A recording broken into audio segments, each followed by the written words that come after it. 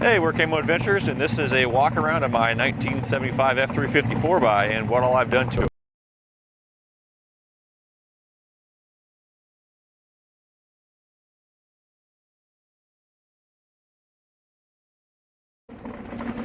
Here's a 900 RPM idle.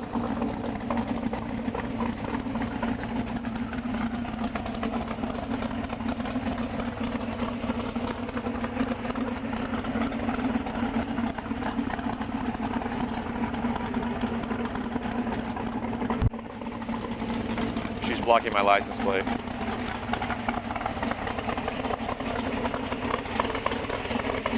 Hopefully it comes out good on video.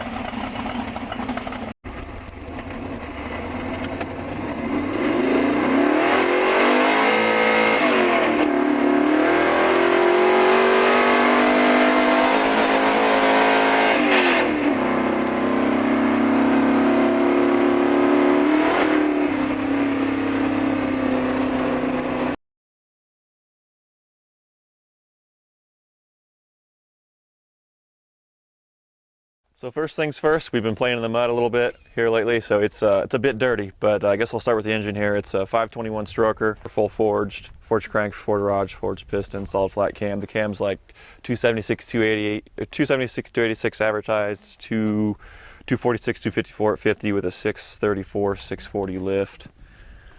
It's about 9.5 to 1 compression. It's got AFR 295 heads on it. It's a D9 block, 2-bolt main, stock bolts because that's the way to go. It's got the AFR intake on it. I had a different distributor. I went back to the stock one just because it's a lot easier. It's all recurved. I did all that. It's got a Holley 4150. It's a 1050 3-barrel.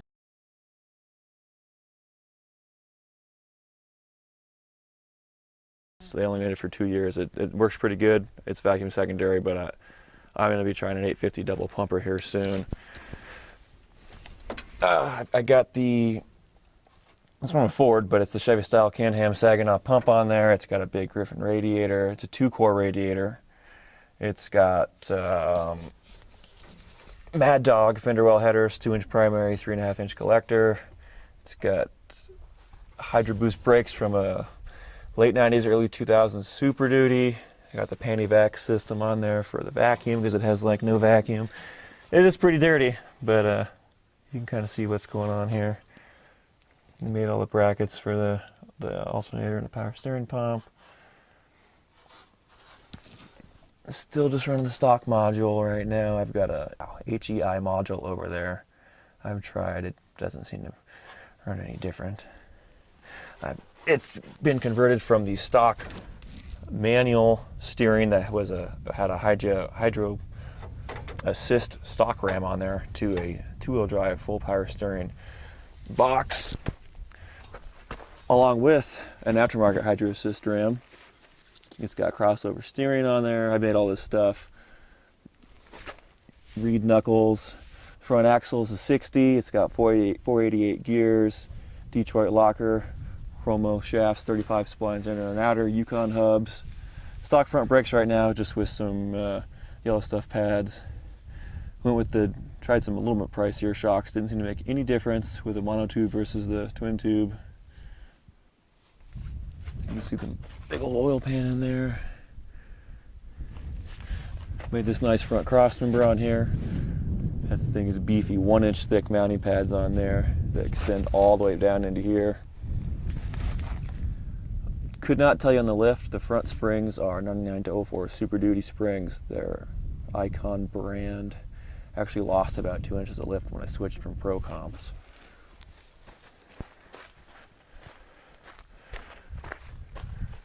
So I gotta finish my my front bump stop setup there. There's a lot of stuff I have to do still. It's a never-ending project. It's got a ZF5 5-speed transmission, but it's from an early IDI diesel, so it does not have a grinding gear. It is a true 5-speed close ratio, 4.14 first gear. It's divorced to a Chevy 203 Ford 205 doubler setup. I made all that setup there. It's got a JEDS adapter. And it's twin stick too, so I can have just front wheel drive if I want, or 2 low. 1410 joints on the drive shafts. That one needs to get remade, although it's fairly new. Must have been bad quality. High angle driveline rear CV joint on there, or double cardon, however you prefer to say it. 1410s again. It's got the anti-wrap bar, cross member for that. 14 bolt rear axle, 488 Detroit stock shafts. It's got Sterling 10.5 rear disc brakes with a drum and hab parking brake and dual piston calipers. Right now there's 2 1-inch blocks stacked. They're the blocks that tie into the leaf springs. They're like 0 rates of what one person calls them, somebody else calls them an easy inch. That was stock 56-inch Chevy springs. I tossed my original rear leaf springs. I wish I didn't, but that's the setup right now. I've got some 4-inch lift springs for it one day once I make rear bumper. We'll put a winch in there and whatnot, so I can get some more up travel. This has got a pretty cool setup on here if I can get in here for my rear bump stop. That's all the up travel I have right now, about 3 inches. Works okay, but I want some more. But if I'm going to haul something, I pull this pin. That falls down. I put the pin back in the hole, and then it's essentially a solid suspension.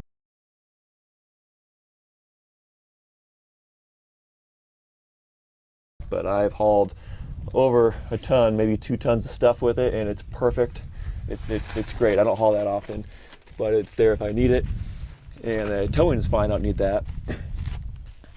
Oh, I also forgot both axles have rough stuff 3/8 thick diff covers. I put a 31-gallon Chevy tank in the rear because right now it's only got a 19-gallon tank in the cab, and more gas is better. This thing gets about 7.5 miles a gallon right now. Going around here. Right now I'm running 39.5-inch TSLs. Hoping to get the new Cobalts when they come out because I like groundhogs. Originally I built it for 38s, that's why it's got 488s instead of 513s, but it actually works great.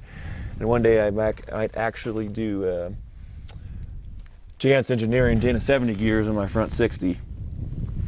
That's got a small, I call it a simple truss on there to tie the axle tubes into the differential because they like to spin sometimes. It's got the shovel on the front right there, 1/2 inch thick metal for that. It's got the forged flange on there. I made this whole rear suspension setup. These are Chevy hangers. I made the brackets behind it, and then it's the back over here. Those are 6-inch super shackles from Off-Road Design. I just took some more front hangers and cut them down for that. It works really great. For being a leaf spring setup, this thing is great.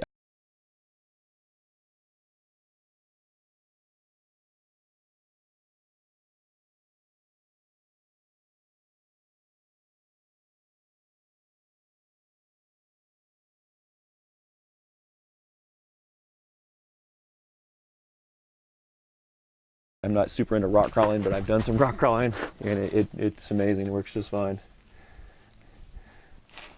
See that cross member in there I made? Parking brake setup going through there. I had to make the transfer case mount and everything. Mounts. And it's definitely dirty, but it's that time of year. We haven't had this much water in a while. 3-inch exhaust, dual exhaust from the fender well. Headers all the way back with a Borla XR1 muffler each side, no crossover because it's outside the frame.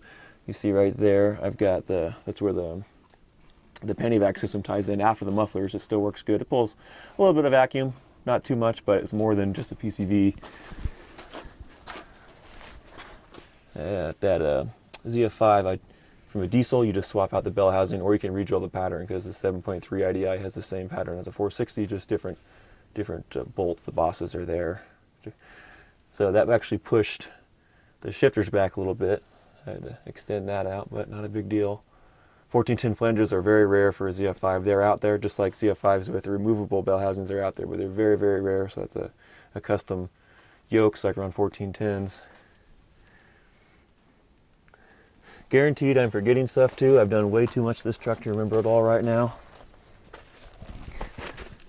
And an AFR gauge, O2 gauge, works great for helping to tune stuff. You can see I even make stuff like my own pitman arm. That's not a good thing to do supposedly, but I've never had a problem. I used to have my own steering arm that I made too. It's springless caps on the front.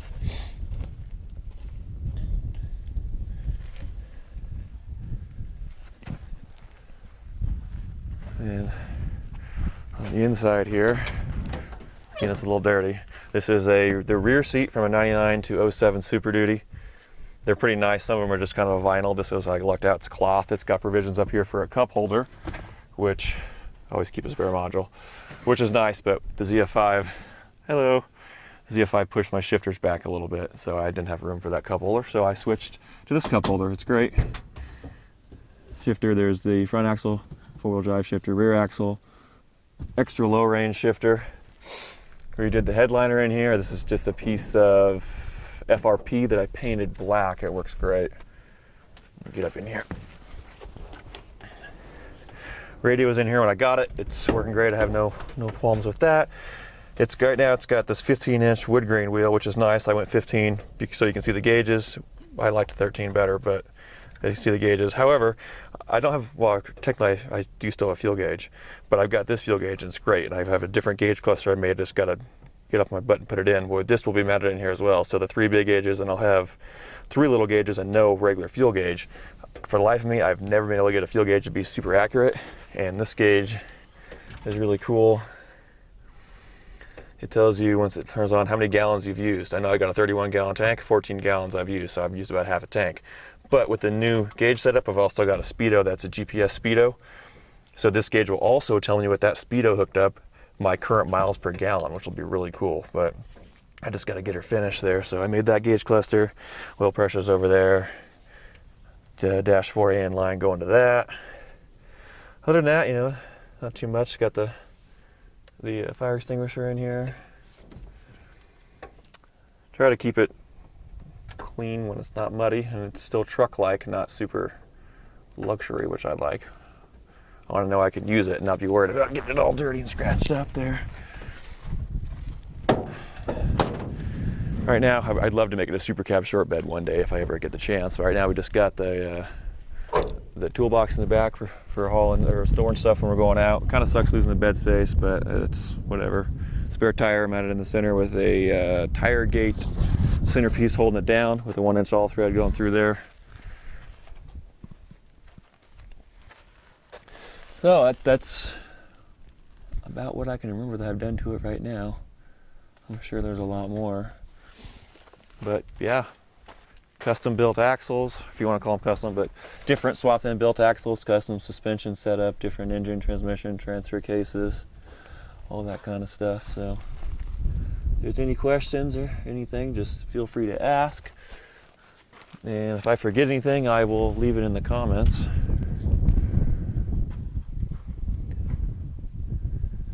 Not too bad there. One day I'll have dual batteries too. The cheap Mr. Gasket valve covers. I wanted some finned ones. They used to make them, but of course when I went to buy them, they didn't make them anymore. Yeah, supposedly, obviously it's never been on a dyno, supposedly it's supposed to be good for somewhere around 650 horses and 700 foot-pounds of torque. Who knows? I have no idea. It could be way less, could be more. I would say more, so less than more, because I don't believe in telling people stuff that's not true. But that's that. Oh, and also I got, I think it's a K&N, I don't remember.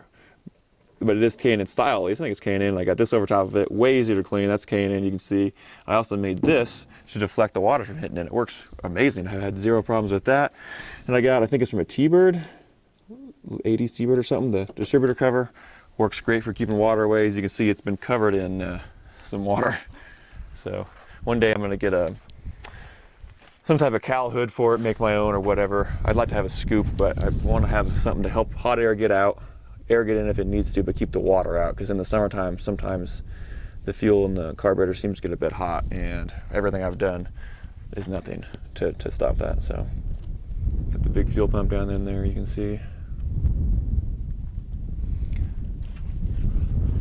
So there's that. That's what we go out exploring in. That's what I spend a lot of money and gas on, and I'm always doing stuff to make it better. Still got to make bumpers for it, get winches for it, maybe do some rock sliders one of these days. It's just never any process. Anybody who's into building stuff and wheeling and whatnot totally understand. I did make these Hopefully this side's not too dirty. I made these old Ford emblems here that I put a plate behind, and I took F-250, F-150 emblems and put the 521 on there for the engine. And F-350, it's technically an F-250, 75 F-250, but with the 1-ton axles and everything I've done to it, I consider it an F-350. The only difference between the F-350s, the true F-350s of this era, was the frame was an 8-inch tall frame, and this is a 7-inch tall frame. So it's pretty close. I'm sure there's some differences in there, but it has not caused me any problems.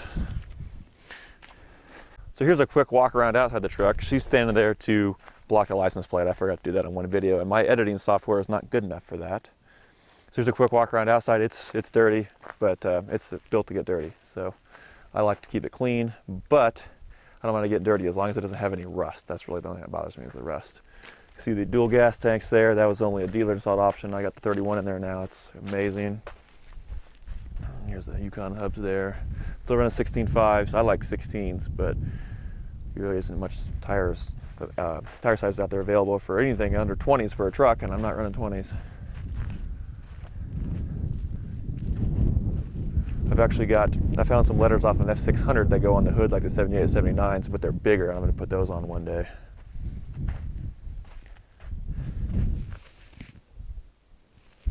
We actually, oh, this thing, camera must be weird. We've hit some pretty good holes out wheeling before, enough to get air. Haven't broke anything. Definitely got some air. It was unintended, so that was fun. I believe in overbuilding things. Got the toolbox on there. That was cool. I didn't have one when I got it. Looked out and found a box at the junkyard. That made my day. See the rear discs in there. See the shackle flip. Gas tank. Still got to get like I said in there, build bumpers to get winches. I got to get a gas tank guard in the back. Haven't had any problems, but I'd rather not chance it. Anyways, thank you guys for watching. Any questions, again, just let me know, and if I forget anything, which I'm sure I did, I'll put it in the comments.